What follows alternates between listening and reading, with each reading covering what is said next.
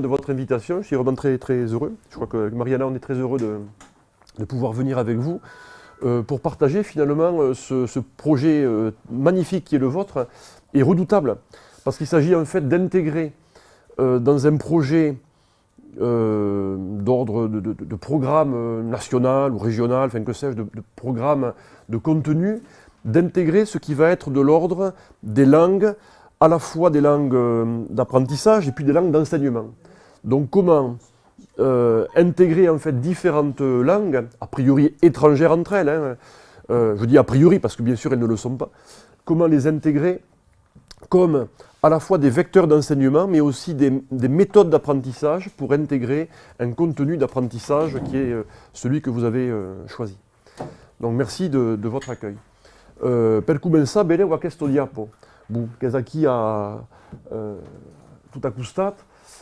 C'est une diapo en fait qui devrait nous permettre, enfin qui pour moi va me permettre d'entrer dans cette dimension du langage, des langues et de la compréhension et de fait de la production de sens. Parce que quand on comprend un intitulé, oral ou écrit, l'activité de compréhension, mais ça peut-être qu'on le verra cet après-midi, va s'évaluer par une production de sens.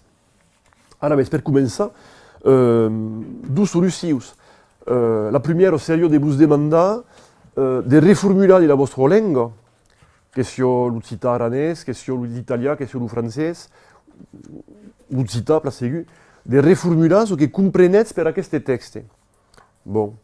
La seconde solution, ce serait de demander peut-être de faire ce qu'on fait sans doute quand on est en classe, avec un document qui est dans la langue de l'enseignement ou de la scolarisation. Je crois qu'on verra que ce n'est pas forcément toujours la même chose, mais ce serait en fait de demander ce que l'on demande aux élèves, c'est-à-dire avant de les mettre en activité, peut-être d'abord de les accueillir, bon, de les sécuriser par rapport à ce document, parce que ce document est comme un obstacle, et on verra que c'est normal d'avoir des obstacles en classe. S'il n'y a pas d'obstacle, ce ne serait pas la classe, ce serait la garderie. Donc de voir de quelle manière on va être sécurisé par rapport à cet obstacle, avant de sauter l'obstacle, donc de faire l'activité, qui est bien sûr non pas de regarder, mais de sauter l'obstacle, en sachant que cet obstacle pourra être de hauteur différente en fonction des différents apprenants. Je ne vous connais pas, vous ne me connaissez pas.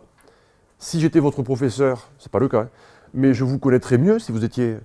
Et là, je saurais peut-être que pour l'un ou l'autre, il faut ne pas hésiter à mettre l'obstacle un peu plus haut ou un peu plus bas, en fonction des prérequis, des préacquis qui sont les vôtres, des capacités qui sont les vôtres, d'accéder à ce que l'obstacle fait accéder. C'est-à-dire à la fois tout un contenu, à la fois une langue, un contenu de langue, mais à la fois une façon d'accéder à ces contenus de langue et de contenus disciplinaires. Autrement dit, deux solutions. Soit on est directement dans l'activité, soit seconde solution, c'est celle que l'on va choisir, de faire la première consigne qui sera observer le document que je vous ai distribué, ou qui est ici devant vos yeux. Que voyez-vous? Vous voyez, la première consigne, elle n'a pas l'air très très compliquée. Que voyez-vous? Et si je vous demande que voyez-vous, quelle sera votre réponse? N'hésitez pas à intervenir, parce que sinon vous allez me laisser tout seul à faire ça va pas être drôle pour moi. Que voyez-vous? On n'a qu'une heure, donc n'hésitez pas à... C'est moi qui suis filmé, c'est pas vous, donc... Un texte et des photographies. Fort bien. Un texte et deux photographies. Parfait. Ces photographies, qu'est-ce qu'elles disent? Forçado bem tudo junto Geneviève. Di mai Fabiano. Super Jubes. Bon, di mai Fabiano, ça que là, c'est Fabiano qui reste pour vous. Arabet. Bon, mais oui, il montre le bon exemple, hein, c'est normal. Arabet. Super Jubes. Allez, Mélanie. Ou quelques mailles. Arabet. Endaband. Que voyez-vous sur ces deux photos? Alors, ceux qui sont loin, ils diront, on est trop loin. Intéressante réponse.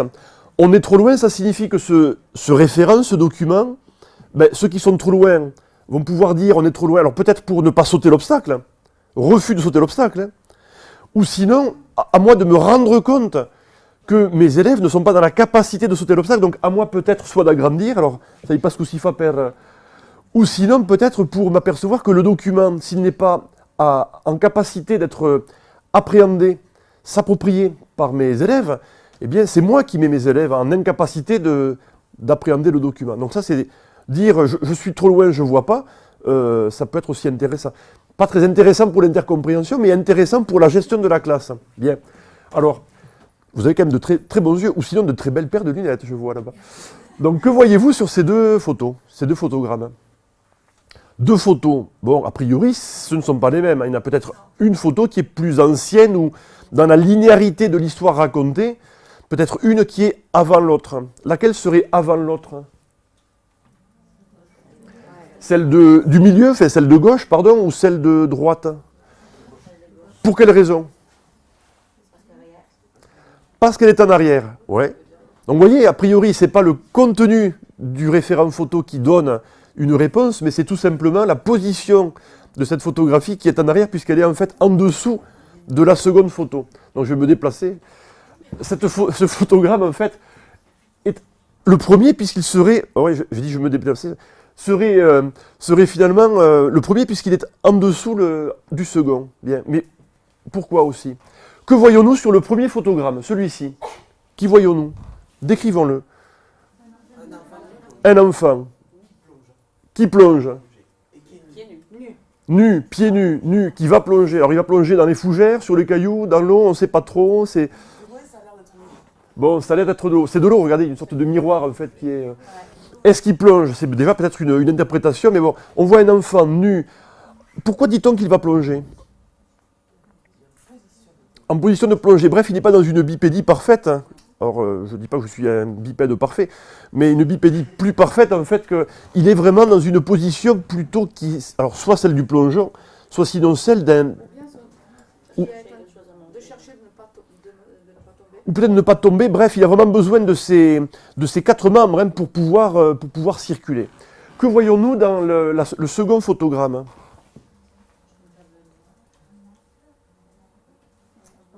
Un maître, un élève. Ai-je entendu? Bravo. Oui. Pourquoi dites-vous un maître, un élève?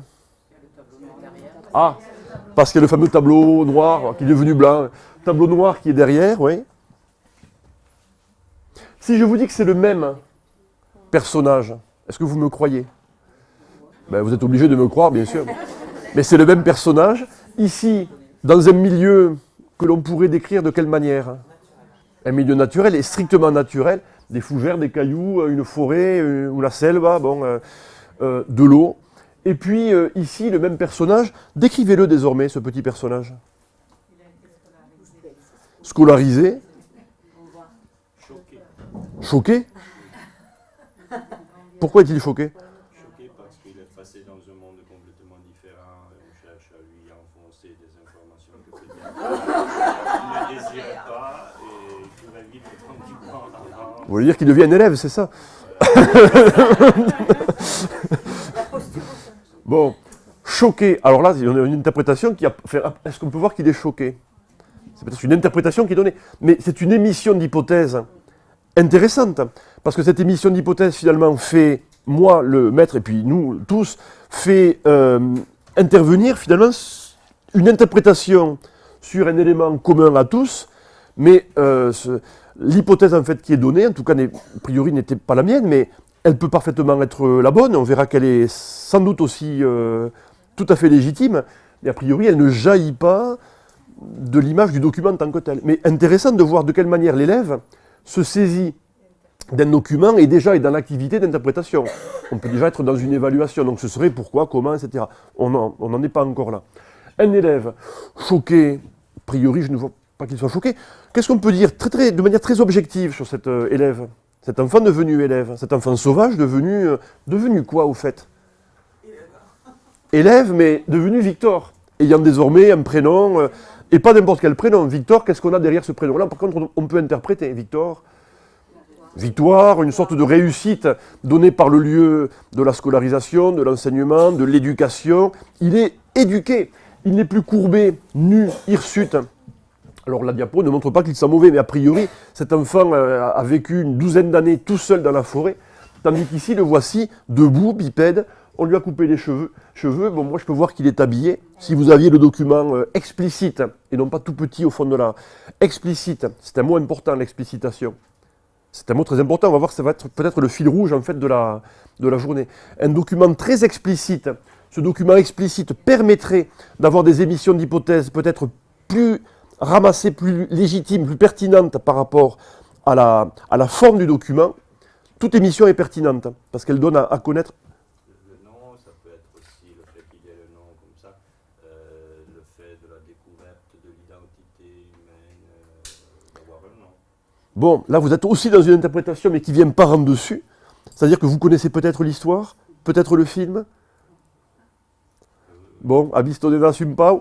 Ce qui vous permet finalement ouais, vous avez donc un arrière-plan qui vous permet d'interpréter par en dessus, et non pas comme le feraient des élèves qui découvriraient, ne connaissant ni l'histoire ni le film, découvriraient finalement cette histoire que l'on va raconter maintenant par le biais de ces images qui sont neutres, qui sont objectives. C'est le même, il est habillé, il est désormais peigné, il est face à quelqu'un qui semblerait être, qui est son maître puisqu'on voit un tableau, dans une attitude que l'on peut décrire de quelle manière? Paternelle, d'escuto, d'amistad, de fidanza. Bon, la main sur l'espalda. Bon. Los dos s'agachano, vis-à-vis, cap e cap. Bon. Los dos non sont notats. Sicurament qu'aquest nom de Victor est notat per lo mestre. C'est François Truffaut qui joue le rôle de ce médecin qui va devenir le maître et també le paire, parce que c'est le paire qui va donner le nom de bautisme qui est Victor. Et ici, un tout pichou, en arrière, besoin també le nom de Victor écrit per l'udrolle. Mais c'est pas l'udrolle qui l'a écrit tout soulet, c'est l'udrolle qui l'a écrit avec sa main, mais la main est stato guidado per le medge, per le mestre et le medge. Bon, ces deux photos vont donc être des photos qui ne disent rien, mais que l'on va devoir expliciter par une verbalisation. Cette verbalisation va permettre au document dans son entier, rappelez-vous que la première question c'était non pas verbaliser en français, reformuler dans votre langue, alors français, italien, espagnol, occitan, aranais, perché space d'uccita aranais, c'est d'uccita lengodusia, l'unos uccita da ici, ou italien, ou français, donc tournats verbalisar, reformulas, ou remédier à cette semi-opacité dont parlera Mariana, à cette a priori possible opacité, pas pour vous, mais pour nos élèves, qui n'étant pas en fréquentation de cette langue, trouveraient, c'est normal, une sorte d'opacité totale, ou semi-opacité, ou bref, dans une zone de gris. Hein. On n'est ni dans le noir ni dans le blanc, mais dans une zone de gris, et notre travail serait de passer du noir au blanc, en traversant le gris. Donc nous, je ne pense pas, mais nos élèves seraient dans une zone de semi-opacité, et donc l'activité d'intercompréhension sera bien évidemment, qu'est-ce que ça signifie? Et pour savoir ce que ça signifie, comment le savoir? Sinon, demander de faire une activité qui ici pourrait être une activité de reformulation écrite ou orale. On le reverra cet après-midi. Ça, c'est pour l'évaluation. Mais avant de faire l'activité, nous devons d'abord nous approprier ce document. Et donc la première question, la première consigne, alors, je signale qu'une définition que l'on peut donner au mot de consigne, c'est l'énoncé qui met les élèves en activité. La définition de la consigne, ça pourrait être cela. Un énoncé qui met des élèves en activité. Autrement dit, ma consigne doit déjà m'interroger à moi, le maître, pour savoir quelle activité j'attends de mes élèves. Et pour que l'activité soit réelle, pour que l'obstacle soit sauté, et non pas trop haut ou trop bas, sont-ils capables de mener l'activité que je leur demande? Sinon, ma consigne ne mettra pas en activité mes élèves. Donc, la définition que l'on pourrait inventer entre nous de ce qu'est la consigne, c'est l'énoncé oral ou écrit que nous donnons à nos élèves et qui met en activité nos élèves. Quelle activité visons-nous? Quelle tâche finale visons-nous? De quelle manière va-t-on l'activer et la réussir ou pas? Et notamment, de quelle manière va-t-on l'activer dans la compréhension orale ou écrite de ma consigne et dans la production qui, généralement, passe par une phase de production orale ou écrite. Autrement dit, ma première activité, ça n'a pas été « qu'est-ce que ça veut dire ?» Racontez-moi l'histoire. Mais ça a été « que voyez-vous sur ce document ?»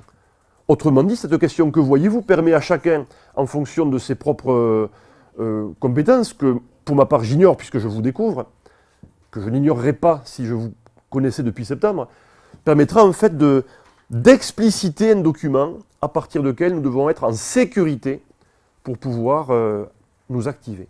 Donc, premièrement, l'accueil des élèves, mais ça, on n'en parle pas. Évidemment que je suis heureux de voir des élèves et que les élèves, a priori, doivent être heureux de venir à l'école. Bon, mais c'est l'accueil. C'est pas évident parfois. Mais ça, on n'en parle pas. C'est pas... on devrait en parler, mais on n'en parle pas. Ça s'appelle le climat scolaire. Deuxièmement, ça va être la sécurisation de ces élèves. Mais de ces élèves devenus élèves, autrement dit, en capacité d'être dans une posture d'élève. Et pour qu'ils soient en posture d'élève, il faut qu'ils soient donc sécurisés. Et les sécuriser notamment par rapport à, ici, une langue. Quand on est en intercompréhension, on va donc travailler sur des langues qui, évidemment, ne sont pas les langues naturelles, normales, évidentes des élèves. Elles peuvent être naturelles, normales, évidentes. Mais le contrat qui est fait entre le professeur ou l'école et les élèves, ça va être de donner de l'opacité à des textes, et non pas une sorte de naturel, fluide, qui ferait que la langue serait devenue un point aveugle, mais devient finalement un point d'opacité. Donc je sais que par contrat, par l'intercompréhension, je vais donner des obstacles aux langues qui sont les langues de support, qui eux-mêmes sont les obstacles aux activités de construction de sens, de compétences que je veux mettre en place. Autrement dit, ce document, la place du document visuel, du graphique, tout ce que Mariana pourra développer, en tout cas illustrer tout à l'heure, je pense, en tout cas il l'illustrer. Nous n'avons pas que des textes, nous avons bien évidemment des textes, et à côté d'autres éléments formant le document. Et l'explicitation de ces autres documents nous permet finalement d'être plus sécurisés dans la langue. Et donc maintenant, je peux poser ma question. A questi texti, che vuol dire? Que signifie quoi questi texti? Alors j'ai un feutre, mais le problème c'est que je ne peux pas écrire là-dessus parce que sinon je vais me faire gronder. Alors si je pouvais écrire là-dessus, qu'est-ce que je ferais? Ce texte, c'est plus que des mots. Ce texte, c'est de la langue, c'est un énoncé en langue, de plein de phrases. Donc pour peut-être mieux sécuriser, peut-être que je pourrais, avec mon feutre, détacher ce texte énoncé par énoncé, phrase par phrase, et donc mettre la majuscule à V de Victor, mettre le point ici, si vous le voyez. Victor es un enfant salvatge, 12 punts, et su salvatge de la Bayrou. C'est la nostra lingua de treball és tu francès, cal pot, en lingua de treball, en lingua d'enseignement francès, cal pot reformular codi la nostra lingua d'enseignement. Immaginate se sem in Italia, vedeu che seriu in Italia, o en francès, perché italià e francès sono le due lingue d'enseignement. Se sem a la Val d'Aran, vedeu che la reformulació se podria fare dina lingua d'escolarització primera, l'aranès, o vedeu en català, o en castellà, o en francès, en funció del nivell d'estudi. E se sem ici dina la classe bilingua, che sem ici en lingua d'escolarització occitana, cucagno sarà più le waisit de reformular en francès, e se sem dins una classe francesa, vedeu que el treball serà donc de reformular en francès un text que és donat en occità. Donc, l'activitat serà tot junt de traversar una lengua per anar de cap a una altra. E aquesta traversada és fin final l'activitat que me permet de m'appropriar la langue. La langue ne parle pas pour rien.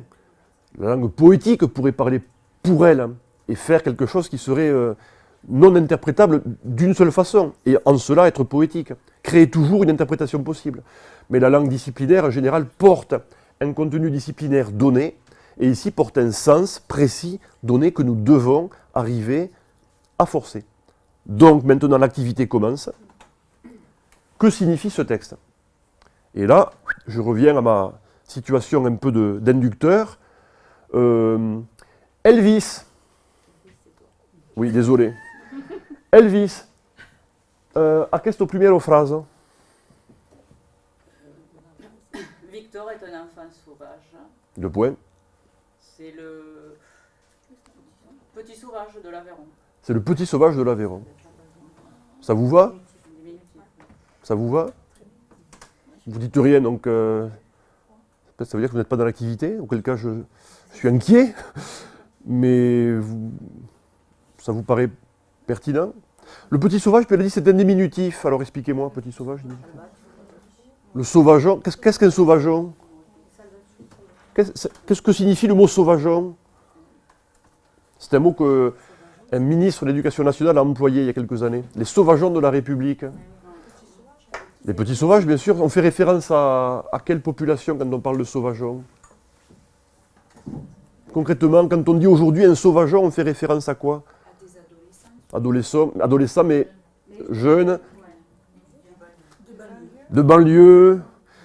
Un président de la République a employé un autre mot, sans savoir qu'il venait de l'occitan, beaucoup plus agressif envers la même population, en nommant cette population en souhaitant avoir un karcher pour pouvoir les nettoyer et les passer de l'état sauvage à l'état naturel, à l'état culturel. Racaille. Hein, ça vient du mot occitan raka, qui signifie rendre. Tu vas raquer, ouais, tu vas raquer, tu vas me rendre, tu vas me donner l'argent, tu vas raquer. Raque. Et la racaille, en occitan, c'est cette partie en fait qui n'est pas digérée par le corps. Cette partie qui va être donc vomi. Hein. C'est une vomissure, la racaille. Alors, dans son sens connoté, c'est-à-dire la partie de la société qui ne peut pas être assimilée à la société, qui restera toujours sauvage sur la marge. Bon. Vite effaçons ce mot affreux. Ici, en fait, Victor va passer de l'état sauvage absolu à un état social absolu. Et on va voir si ça va marcher. C'est cette histoire qu'on va raconter. Très bien. Marie Chantal.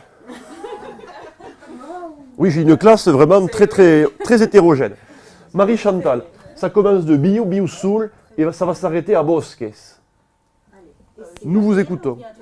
Ah non, est-ce que je vais demander de lire? Non, non, non. J'ai demandé en fait de reformuler en français ou en italien. J'arrive quand même à le faire en français. Hein. Ou en italien. Ah oui, d'accord. Bon, il a vécu seul jusqu'à 12 ans. Virgule. Famille, Virgule. dans les animaux, comment on traduit les bestes. Hein, Dans les animaux, donc il faisait comme. Dans les animaux sauvages. Donc il tuait les animaux puis se mettait dans les animaux. Non, au milieu de. Ok, au milieu parmi les animaux. Parmi les animaux, dans les forêts, dans le bois. Dans les forêts, point. Parce que Marie Chantal, elle va faire tout le texte sinon. Donc j'arrête Marie. Point. Très bien. Il a vécu seul. Pourquoi avez-vous dit il a vécu seul, Marie Chantal? Pourquoi avez-vous dit il a vécu seul et non pas autre chose? Tandis qu'au début, Elvis avait dit Victor est un enfant sauvage. Toujours parce que je pense que c'est la première période de sa vie. Oui. Alors c'est pour ça que j'utilise un passé. Très bien. Donc vous êtes déjà parti en fait vers une narration, comme elle se passe au passé. C'est du noir et blanc, c'est une histoire ancienne. Vous prenez le temps du passé. Est-ce que la forme du texte, maintenant qu'on va revenir dessus, est-ce que la forme du texte induit une forme de passé composé? Passé composé, auxiliaire et un participe passé. Est-ce qu'a priori cette forme bio implique un passé composé ou pas? Non. Autrement dit, quelle forme pourrait-on choisir? Le sens est excellent. Rien à dire sur le sens. Et même, si je pouvais, je vous donnerais le niveau A2 en occitan, parce que vous connaissez démeste, qui est un mot vraiment typiquement opaque aux autres langues, et qui est le mot occitan. Et ce sera ma seconde question. Comment avez-vous fait pour savoir ce mot? Peut-être que vos grands-parents ou parents parlaient occitan. Première question. Pourquoi avez-vous dit, pour Biou, il a vécu? Vous me l'avez dit, parce qu'en fait, c'est du passé. Mais observez bien la forme. En quoi Biou peut donner a vécu? Les autres? Pour quelle raison? Interprétation. Je dois dire un verbe qui doit expliquer le mot sol. C'est-à-dire, il a vécu, ça me vient seulement ça. Bon. Avec ça, ça. Très bien. Mais on aurait pu dire il vécut au prétérite. Mais auquel cas, il vécut au prétérite, quand on le dit à l'oral en français, je crois qu'on ne le dit pas. Mais on peut dire aussi il vit seul. Oui. Bi ou soul, c'est la forme. Mais ça, c'est vraiment une question tout à fait secondaire. Démeste, ce mot-là, qui est un mot a priori opaque, hein, de quelle manière pouvez-vous finalement le désopacifier, ce mot? En lisant le reste de la part du texte. Oui. Puisque j'ai lu la fin et j'ai vu qu'il est mort, d'ailleurs, je peux dire. Bon, donc Marie-Chantal est déjà allée à la fin, elle était prête à aller jusqu'à la fin. Donc vous avez en fait capitalisé sur l'ensemble du texte et vous avez finalement construit une compétence globale, contextuelle, vraiment globale surtout. Autrement dit, un mot pourrait nous arrêter. Et il ne faut pas qu'un seul mot nous arrête. Le mot est une unité qui ne peut pas nous arrêter. Voilà pourquoi il faut expliciter que ce mot seul n'a aucun sens et nous méfier de donner des exercices ou des documents où nous n'aurions qu'un seul mot seul. Il faut au moins que le mot, si c'est un nom, soit contextualisé par au moins son déterminant et pourquoi pas une expansion du nom qui serait un adjectif ou une apposition avec un groupe nominal. Bref, nous devons absolument expliciter le mot, sinon le mot tout seul fera une opacité et là nous donnons un obstacle qui peut être définitif à l'activité. Si l'obstacle est trop haut dans l'activité, Marie-Chantal ou Elvis peuvent dire « je ne sais pas, je ne veux pas, j'ai pas envie, je ne vois pas ». Autrement dit, tirer le rideau sur la mise en activité. Mais si l'obstacle est trop facile, l'activité n'existe plus.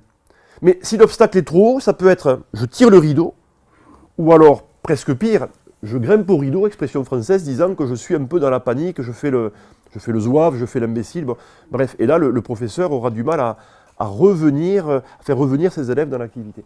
Finissons très vite ce texte. Troisième phrase. Brandon. Alors, Itar, c'est ça le Itar. Itar. Ouais. Maître qui s'occupait des sourds-muets, accueillit Victor et le mène à Paris. Point. Très bien. Même chose, on avait dit qui s'occupait à l'imparfait. Peut-être pour quelle raison? Parce que c'est une action qui se prolonge dans le temps.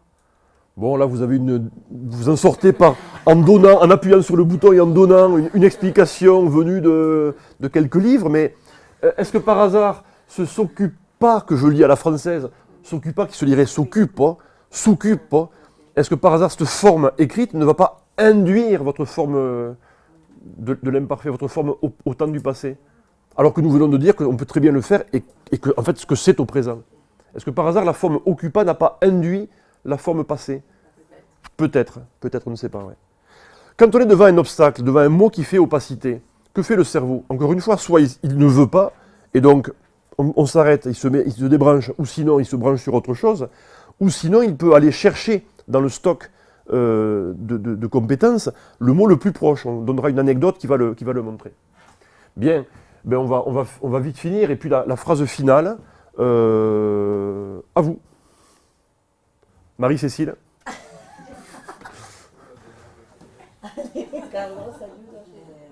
C'est un peu loin, mais bon, on va essayer. Mais Itar. Capito pas. Vous pouvez vous avancer, Marie-Cécile. Je m'excuse, je vous fais bouger. Mais Itar, capito pas, agli apprende a parlare come un nome.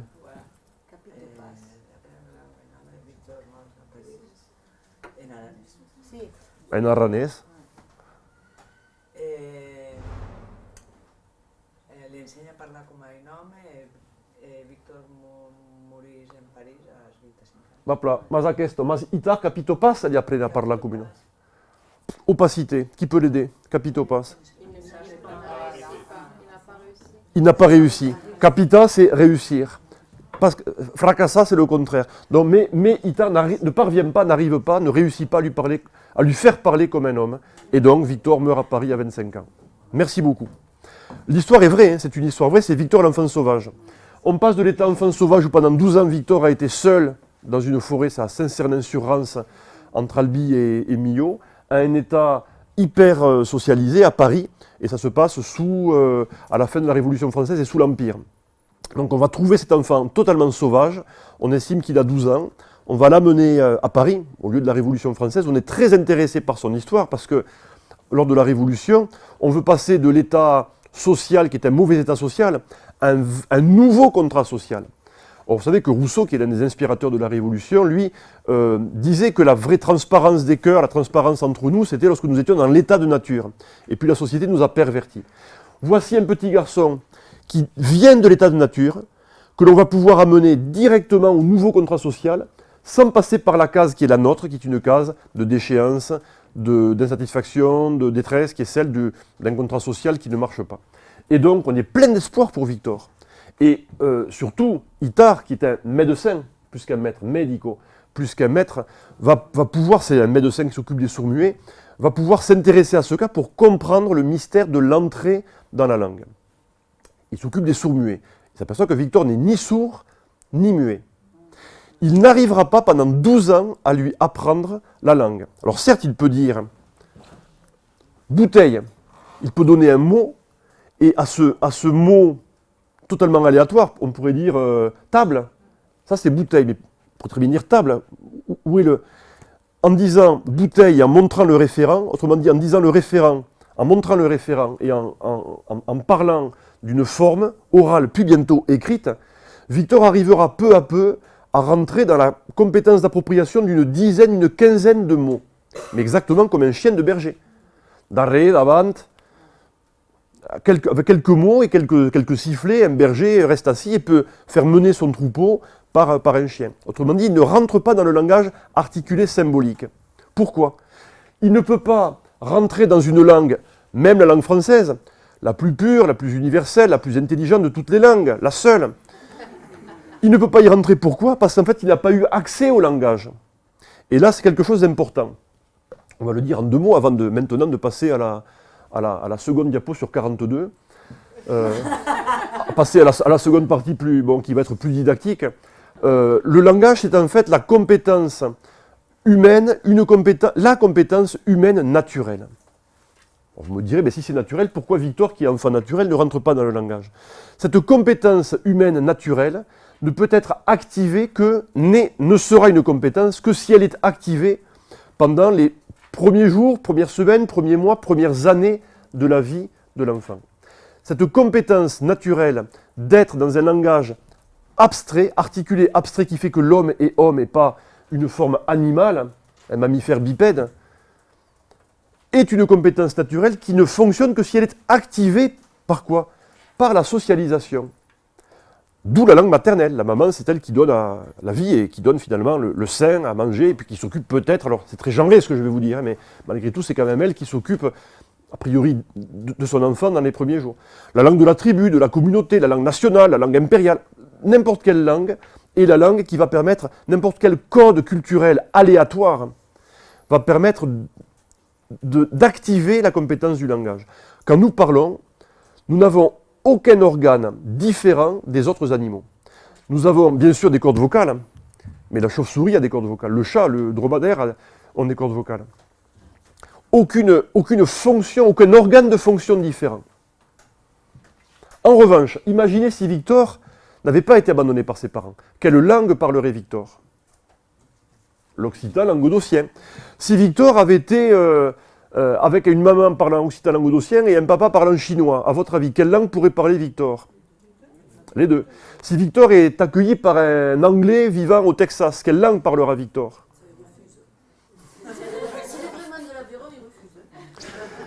Bon, oui, si José Bové lui dit non, il ne faut pas faire ça, peut-être, mais si José Bové n'est pas là, peut-être qu'il parlera l'anglais avec l'accent texan. Bref, Victor, à sa naissance, a une compétence plurilingue totalement large. Il peut discriminer et reproduire.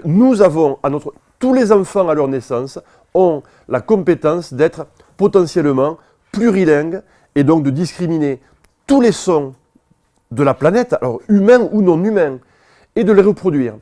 Un son non humain, a priori, c'est un son on ne va pas être en fréquentation forte. Le bruit, c'est pas moi, c'est le feutre. En fréquentation forte, et donc en régularité avec les sons que j'entends et qui forment une chaîne, et cette chaîne donnant finalement un sens. N'étant pas dans cette régularité, je ne rentrerai pas dans ce qu'on appelle la prédictibilité. Là, non seulement ça fait du bruit, mais ça ne marche pas. J'en ai aussi, mais ils ne marchent pas non plus. Ah, ils sont là, ok.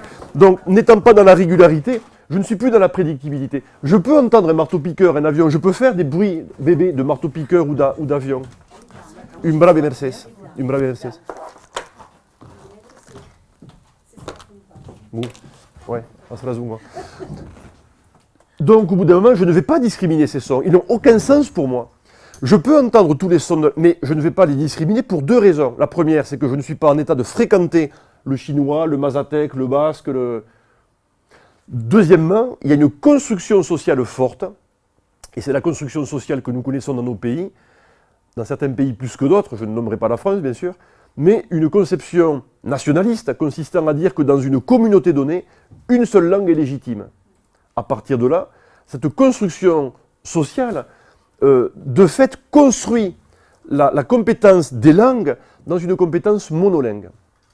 Et finalement, travaillant à l'aveuglement des formes et à l'incapacité d'être dans une audition de formes orales autres. Soit elles n'existent pas, soit elles sont étrangères. Et cette construction-là a été la construction, on va dire, nationale de tous nos systèmes pendant un temps donné. Et cette construction-là, depuis maintenant 10, 15, 20, 30 ans peut-être, est une construction qui est abandonnée. Parce que didactiquement, c'est inepte, et parce que par rapport à la réalité de la société, de nos sociétés, c'est absolument absurde, puisque la réalité de nos sociétés est effectivement une réalité de la diversité ou de la variation des langues. Autrement dit, puisque la réalité c'est la variété et la diversité, la didactisation doit prendre en compte la réalité et partir de ce qu'elle est, donc de la variété et de la diversité. Deux anecdotes maintenant rapides qui vont m'amener à très rapidement rentrer dans ce qui pourrait être la méthode Romagna.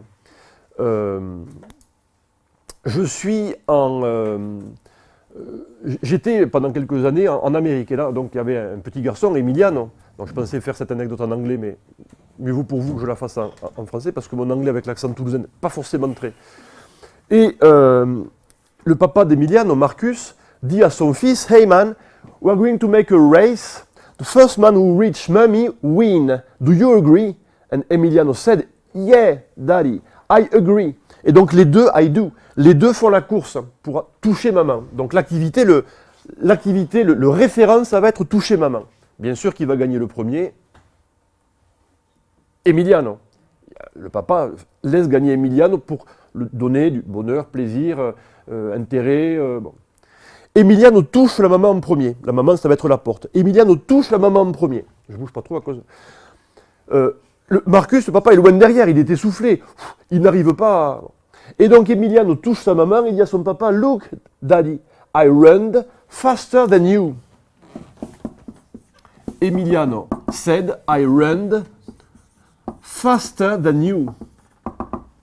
Le papa, le maître, que dit-il? Yes! Wow, super, formidable! Il va donc dans un premier temps, évidemment, valider l'activité et même la valoriser. Puis, comme c'est un maître, il va dire, "Yes, you run faster than me." Parce que le maître, lui, sait que cette forme-là est agrammaticale. Et donc Emiliano, très heureux, reste près de sa maman, regarde son papa, regarde moi qui n'ai pas compris ce qu'il fallait faire, et dit, "Mais yes, daddy, it's what I said, I run faster than you." Autrement dit, le petit va reprendre sa forme erronée, et ceci pour deux raisons. La première, c'est que cette forme est erronée pour nous, mais c'est une forme évidemment très prédictible. C'est la vraie forme régulière. Je fais, tu fais, il fait, nous faisons, vous faisiez, je dis, tu dis, il dit, nous disons, vous disiez, il a couru, il a mouru. Bref, ce sont des formes régulières. Emiliano, à 2 ans et demi, est déjà dans la prédictibilité. C'est un bon apprenant. Deuxièmement, parce que la première des choses, c'était le référent. La première des choses, c'est le référent. Le référent, c'est vraiment toucher, manipuler, être auprès. Et cette phrase-là, finalement, il l'a dite parce que le papa était très loin. Le papa revient, il voit le référent. Le référent est validé. Mais cette seconde phrase, à quoi sert-elle? À rien. On ne peut pas à la fois dire oui et donner une formulation qui finalement change. Si on doit corriger, il faut corriger, mais sur un autre temps. Et il faut que la correction soit explicite. Notamment en cycle 1. Mais peut-être en cycle 2 et en cycle 3. Et peut-être même plus tard. Il faut donc très nettement faire la distinction entre l'activité donnée et ce qui va permettre de verbaliser l'activité. Bien sûr, je pourrais dire « Bravo, tu as gagné, c'est ça, tu as réussi ». En revanche, quand on fera un point sur ce truc précis, Je vais le marquer d'ailleurs au tableau pour bien m'en rappeler. Donc je le marque. On ne le corrige pas maintenant. Parce que là maintenant, on fait l'activité disciplinaire. On fait les sciences, on ne fait pas la langue. On fait bien sûr des sciences en langue. Mais on va travailler dans un premier temps. Le but de l'activité sera une activité disciplinaire. On l'a fait en traversant des langues. Nous ferons dans un second temps le travail de langue. On est essoufflé. On a tous couru autour de la citadelle 3 fois. On revient ici essoufflé. Et je vous présente ça. Vous avez compris que ce signe signifie, ça signifie quoi? Tu veux boire? Bon, bien une cope. À 7, tu veux boire un coup? Bien. Je n'ai pas besoin de parler. Pourquoi n'ai-je pas besoin de parler? Parce que le référent est explicite. À quoi sert la langue? La langue, elle sert finalement à parler quand il n'y a plus de référent. Quand le référent n'est pas là, ou n'est plus là, ou ne sera jamais là. À parler de choses abstraites. Et rappelez-vous que Saussure, qui parle de référent, parle aussi de signe. Et le signe, c'est cette unité insécable qui rejoint ce que Saussure appelle le signifiant du signifié. Alors qu'est-ce que ça signifie? Le signifiant, c'est la forme. La forme orale, à 7. Mais si je vous disais, en vous montrant ça, peut-être que vous comprendriez parce que le référent est explicite. Mais si je vous dis, il est possible que vous vous disiez, mais qu'est-ce qu'il dit, qu'est-ce qu'il veut? Parce que ma forme orale, et même si je vous l'écrivais, ce ne serait pas mieux, ma forme écrite est opaque. En revanche, le signifié, c'est bien sûr le contenu. Que fait le professeur? Le professeur, il vise un enseignement, notamment de contenu. Il a un programme, il doit dérouler son contenu. Comment apprend l'apprenant? L'apprenant apprend notamment au cycle 1, pensez à Emiliano. D'abord, en passant par le référent.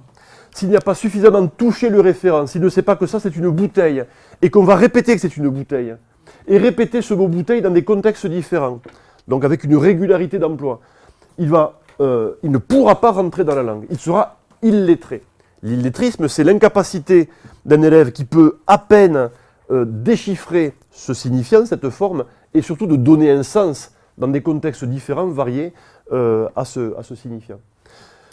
Autrement dit, la seconde des choses, c'est le signifiant.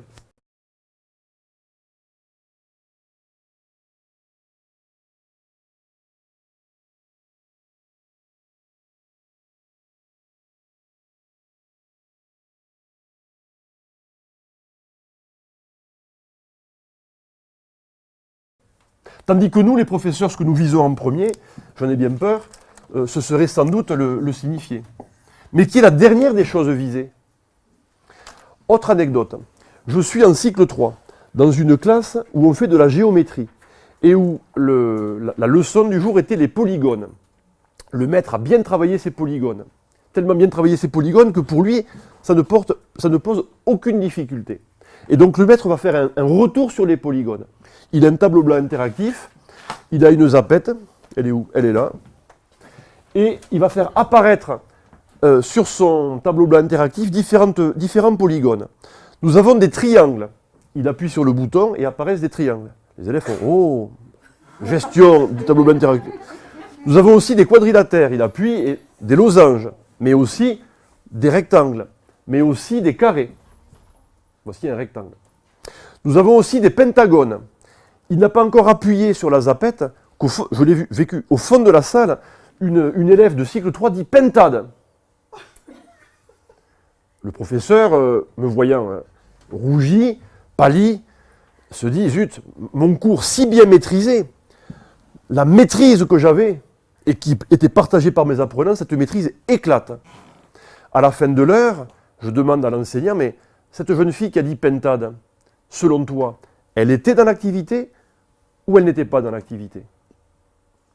Réponse du maître, a priori, si on avait le référent pentade, je ne sais pas si ça fait ça, et le référent pentagone, il n'y a rien à voir, ces deux référents n'ont rien à voir.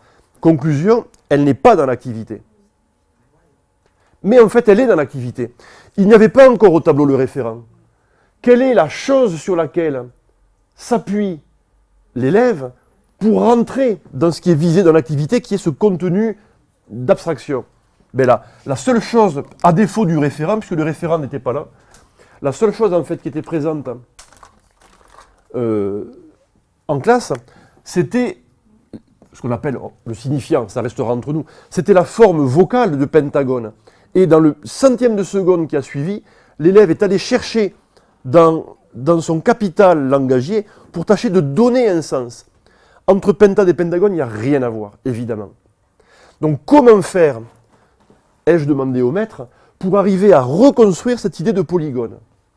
Eh bien, on a travaillé ensemble et on s'est dit que peut-être il fallait construire des polygones. Alors au début, il voulait donner des triangles, des quadrilatères, des losanges, des pentagones. Je lui ai dit, mais si tu donnes des formes déjà construites, tu donnes finalement des éléments qui sont déjà faits.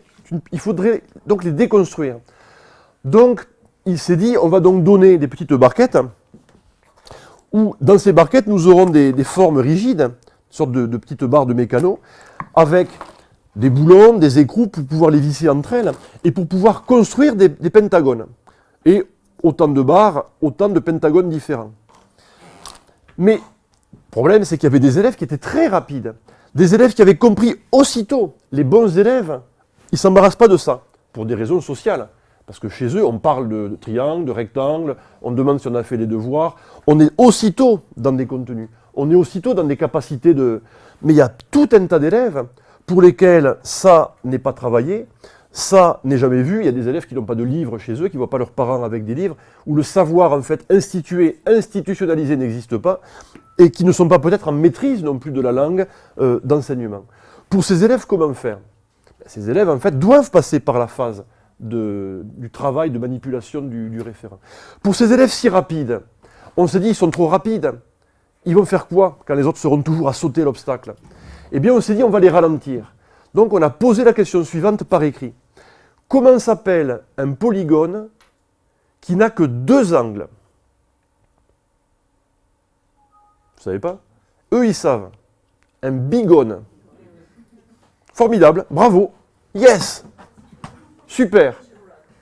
Et maintenant, construis-moi un bigone.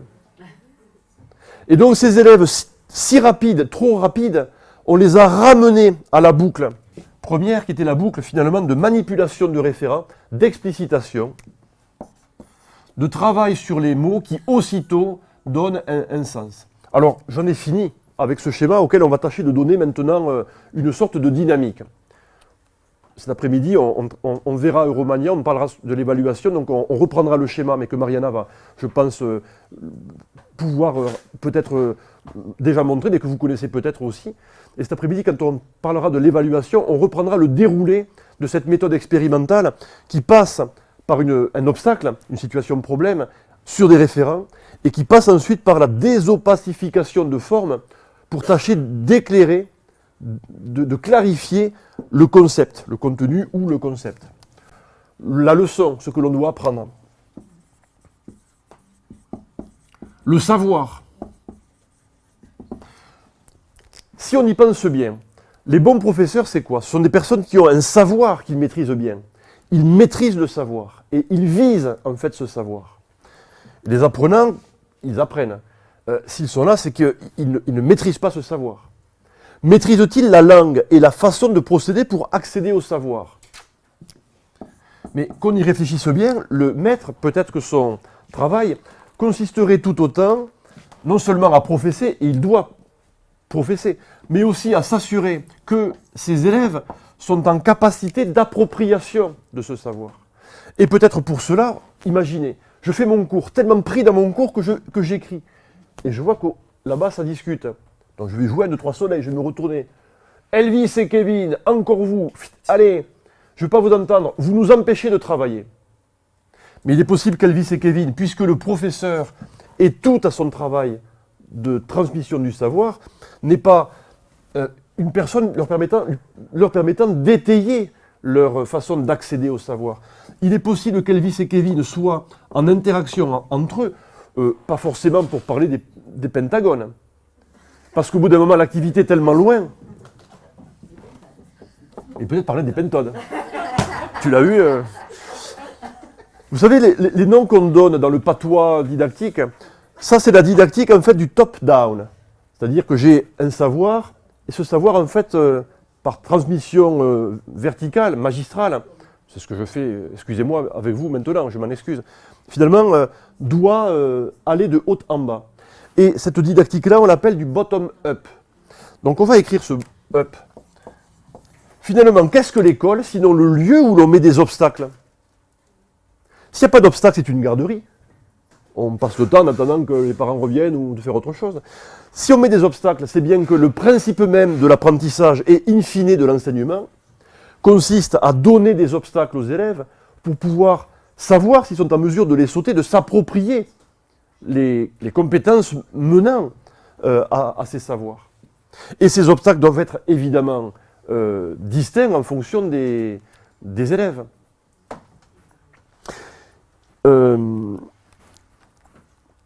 Quand j'enseigne, ce que j'ai fait finalement, je voulais parler en occitan, mais finalement ma langue française a repris le dessus. Quand j'enseigne dans ma langue d'enseignement, qui peut-être est la même ou est différente de la langue de scolarisation, peut-être que dans une école bilingue français-italien, la langue d'enseignement sera le français, mais dans le lieu de scolarisation, le français n'apparaîtra pas, ou peu, ou trop peu, et donc ne permettra pas de s'imposer finalement comme une langue plus forte. Ce sera finalement ici, l'enseignement sera donné en français, mais plus comme un objet que comme un sujet véritable d'appropriation. Par ailleurs, il est possible que cette langue-là ne soit pas du tout la langue de socialisation.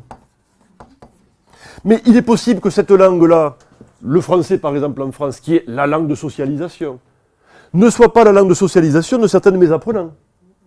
Donc tous ces différentiels entre langue d'enseignement, langue de scolarisation, langue de socialisation politique, et langue de socialisation des familles ou des élèves, et langue d'enseignement des élèves, il est possible que tous ces contacts de langues différentes fassent que l'équation si facile qui est la langue du professeur, c'est la langue des documents, c'est la langue des élèves. Donc ça, c'est un point aveugle, c'est une évidence.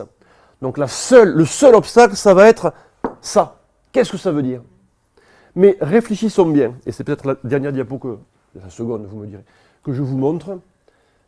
Je vais tâcher de la trouver sans me tromper. La voilà. Regardez. Ce que dit Claire Benveniste, qui est une des fondatrices des méthodologies d'intercompréhension. Nous sommes en 1987. À l'époque, on parle de handicap linguistique. 60% des élèves quittent le système français à 16 ans. 27% ont le bac. Aujourd'hui, c'est 94% ou 90%. Et 100% des élèves, certains quittent l'école avant, mais les élèves sont menés de manière majoritaire et massive au-delà de 16 ans en termes de scolarisation. Regardez ce qu'elle dit. Elle a beaucoup travaillé sur l'oral, et donc sur les interactions de ces élèves, qui n'est pas l'oral du maître qui, à l'époque, parlait comme un livre, donc un oral très normalisé, très écrit, mais qui était déjà un oral d'une autre société que la société scolaire. Donc il y avait déjà des balades, des différences entre la langue du professeur et la langue des apprenants. On commençait déjà dans les années 70 à savoir qu'il y avait ces différences, mais elle travaille aussi sur les enfants migrants. Les enfants migrants, ils sont ce qu'on appelle allophones, c'est-à-dire un élève allophone, qu'est-ce que c'est? C'est un élève qui a une capacité bonne, moyenne ou très bonne, peut être aussi négative, mais bon, dans sa propre langue, pour accéder à des contenus. Le problème, c'est que ça, c'est dans une langue A. Quand l'élève allophone vient dans un système nouveau, un petit élève allophone roumain, italien, portugais, arabe, tchétchène, vient dans le système français, on va l'appeler B.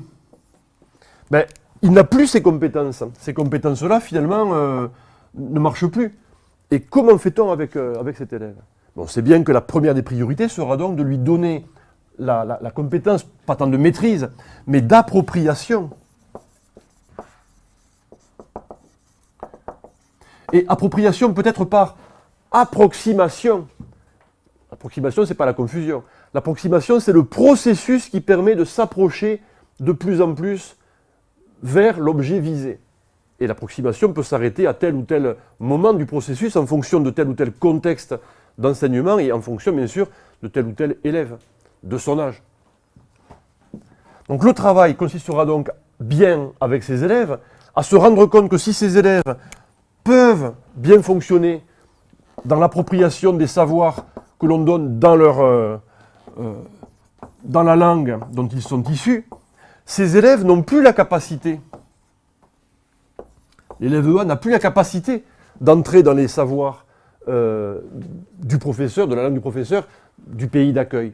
En tout cas, il ne l'a pas assez. Pourquoi? Parce qu'il y a bien un différentiel net désormais.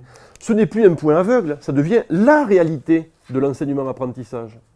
Donc la désopacification de la langue est bien ce qui permettra à l'élève de s'approprier les contenus. L'allusion aux enfants de migrants est fréquente. Ces enfants ont en effet servi à montrer que les difficultés d'adaptation qu'ils rencontraient à l'école étaient au fond des difficultés rencontrées à de moindre degré par tous les enfants. Autrement dit, les élèves allophones montrent que tous les enfants peuvent, à quelque degré que ce soit, être dans ce cas où parfois il y a une opacité. Je donnerai une dernière anecdote qui, j'espère, permettra de comprendre ce point-là. Et que si l'école est mal adaptée, c'est la seconde occurrence du mot d'adaptation aux enfants migrants, c'est peut-être qu'elle était mal adaptée à tous. L'adaptation de l'école, c'est pas que les profs soient super formés universitairement pour avoir un super savoir et pouvoir vider leur savoir. Le savoir maintenant, je suis désolé, mais on pourrait presque, vous voyez, vous pouvez même vérifier ce que je dis en allant ce que font au collège ou au lycée certains élèves. Et à la fac, n'en parlons pas. Et à l'ESP, n'en parlons pas. Mais le vrai travail du professeur sera bien évidemment, et de la didactique, sera bien évidemment de voir de quelle manière on s'approprie et le savoir, et la langue qui porte le savoir, et les méthodes portant vers le savoir. Une anecdote, c'est un collègue de mathématiques toulousain, André Antibi. Et ce collègue de mathématiques universitaire, un soir, est chez lui, et sa fille, qui est au début de collège, lui dit « Papa, je n'ai pas compris les fractions, les fractales, tu peux m'expliquer ça ?» Le père lui dit « Bien sûr, c'est facile. » Et le père lui explique. Et la fille dit « C'est bon, j'ai compris. Toi au moins, tu m'expliques bien, mais c'est prof de collège, vraiment. » Le père dit « Bien sûr, être prof de collège, mais il ne faut pas leur en vouloir. C'est pas facile d'être au collège. » Bon. Le repas se continue, et la fille dit « Papa, excuse-moi. Oui, le père dit « Tu vois, je te l'ai démontré. Tu vois, je t'ai fait une démonstration, c'est facile finalement. » La fille dit « Bien sûr. » Et la fille dit « Papa, tu peux me réexpliquer, je pense que je n'ai pas tout à fait compris. » Le père dit « Mais bien sûr, je t'ai expliqué. » Il lui réexplique, il reformule, il remédie, il fait une remédiation. Alors je ne sais pas s'il passe par une autre langue, mais il reformule l'accès. Autrement dit, il va viser un autre accès de manière à développer ce qu'on appelle les capacités cognitives, d'entrer dans la connaissance, non pas par une seule voix, répétée. Mais Elvis, t'es nul en maths, ça fait 10 fois que je te dis la même chose. C'est peut-être parce que c'est la même chose qui est opaque, qu'Elvis est nul en maths. Donc il reformule, c'est un très bon prof ce collègue, il remédie. Et à la fin, il lui dit, c'est bon, t'as compris, ouais, c'est bon, maintenant c'est clair. Tu vois, je te l'ai démontré. Et au mot de démontrer, la fille, le père voit sur le visage de sa fille que la fille ne comprend plus. Et le père se dit, mais c'est le mot de démontrer qui ne va pas.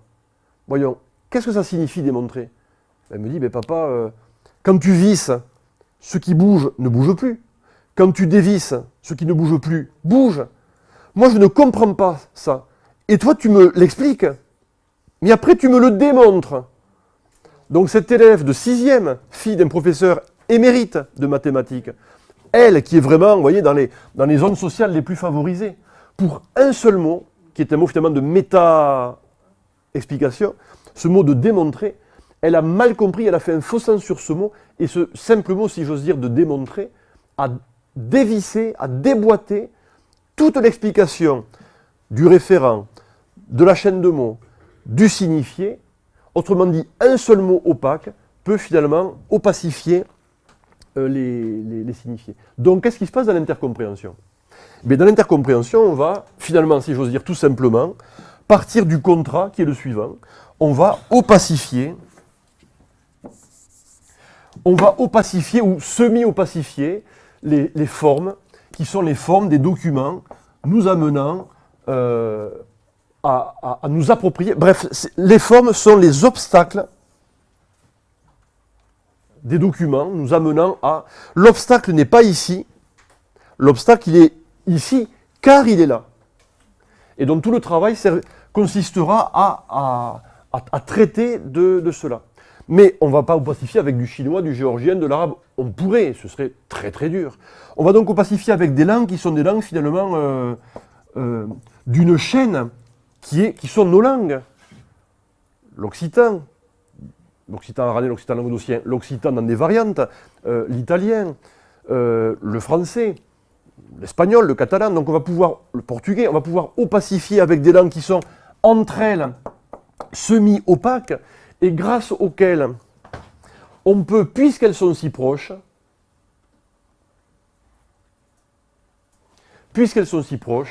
avoir un accès facilité et surtout accès facilité grâce, puisqu'elles sont si proches, elles sont elles-mêmes explicites, leur forme explicite ce qu'elles sont, à part quelques mots, vous voyez, comme démes, qui sont des mots vraiment tout à fait opaques. Et surtout avec des documents qui seront eux-mêmes, alors je l'ai écrit, mais je crois que le voilà, explicites, qui permettront en fait de développer les sécurisations d'accès aux langues et aux documents, puisque généralement, le document, l'activité ludique, et c'est l'un des points, je crois, de votre session de Carcassonne, c'est développer des activités ludiques, autrement dit, dans une activité d'essai-erreur, de traitement de documents, permettra d'être de fait en activité et donc d'essayer de faire des émissions d'hypothèses et de les valider, non pas par le contenu, mais soit par la régularité, soit sinon par la pertinence de l'essai. Bon, voilà. Alors écoutez, on va s'arrêter là. Une question très... Allez. Mais on ne peut pas dire la même chose avec l'anglais. Non, parce que l'anglais est en fait dans une sphère langagière un petit peu éloignée. Je ne veux pas prendre de temps à Mariana, parce que je ne voudrais pas le faire. Mais on a travaillé sur les langues, sur l'anglais, vous voyez. Donc voici l'anglais, c'est la première colonne. On est allé faire un exercice tout bête. Je travaillais 3 ans pour ma part en Californie avec une université qui était une université mauvaise. C'est-à-dire qu'elle avait 60% de son public qui était mexicain. Vous imaginez un peu. Et donc, ils n'avaient aucune compétence, bien sûr. Bien sûr, c'était les gens des cités, vous voyez, un peu moricots. Bon. Et en fait, on ne prenait pas en compte leurs compétences. Et dans cette université, on s'est dit, mais ces étudiants, en fait, ils ont des compétences. Ils ont des compétences très fortes en espagnol, dans la variante espagnole, qu'on appelle parfois le chicano, qui est vraiment une sorte de variante mixte entre l'anglais et l'espagnol. Mais ils ont pour certains des compétences évidemment très fortes en espagnol. Donc, partant de ces compétences et de compétences sociales évidemment fortes en anglais, on s'est dit qu'on allait développer les muscles langagiers qui permettent de surdésopacifier. Alors là, c'est un néologisme affreux. Hein. Mais vous voyez, ce néologisme, il est prédictible. Tous les néologismes français sont du premier groupe. Scanner, scannériser, désopacifier, surdésopacifier. Normal. On prend le groupe le plus régulier de la langue française. Vous voyez, la prédictibilité, c'est ça. On peut inventer la langue. Donc on a surtravaillé ça de manière à ce que ces étudiants soient en toute facilité dans l'anglais, le français, l'espagnol, l'italien et le portugais. Ici, c'est quoi? On est allé dans le site officiel de la Déclaration des droits de l'homme. Elle est en 180 et quelques langues écrites, ou plus que ça, je ne sais plus. Et donc, on est allé voir dans ce site, on a pris le premier article de la Déclaration des droits de l'homme.